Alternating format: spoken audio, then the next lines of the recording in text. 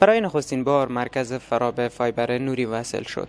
مسئولین در ریاست مخابرات و تکنولوژی میگویند تلاش خواهند کرد تا ولسوالی‌های فرا را نیز به فایبر نوری وصل کنند.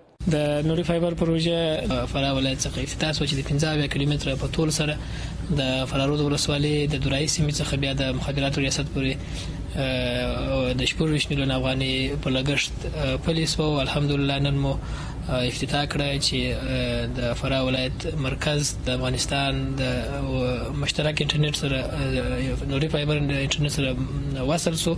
در همین حال مسئولین شرکت مخابراتی افغان تلکام میگویند فرا 26مین ولایت کشور میباشد که به شبکه فایبر نوری وصل شده است.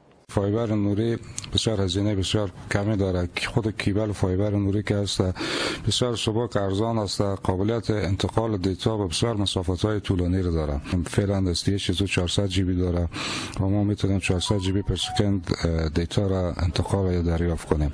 در برنامه افتتاحیه فایبر نوری والی فرا گفت که امارت اسلامی در عمل نشان داده است که متعهد به آبادی کشور است. خپل ملت ته اطمینان ورکوو چې دا غدي تاسي د صحني شاهدان یاستئ په دې شلو کالو کې په میلیارډونو ډالر دی وطن تراله د څلويښت هیوادونو زیات هغه هیوادونو دلته حضور درلوشتي هغه شبکې یا هغه باسازي چې موږ او تاسي ورته امید وګور په مخ ولانه نه سړکان جوړ شول نه دغه چې وسی موږ تاسي افتتاح کو نه دغه جوړ شو دا د دې په یو معمولی شي پر مخاتلی په هغه د دې ملت د وطن آبادی نه وشته. باید گفت که خدمات اینترنتی در فرا بسیار ضعیف بوده که با وصل شدن به فایبر نوری امید به بهتر شدن این خدمات افزایش یافته است.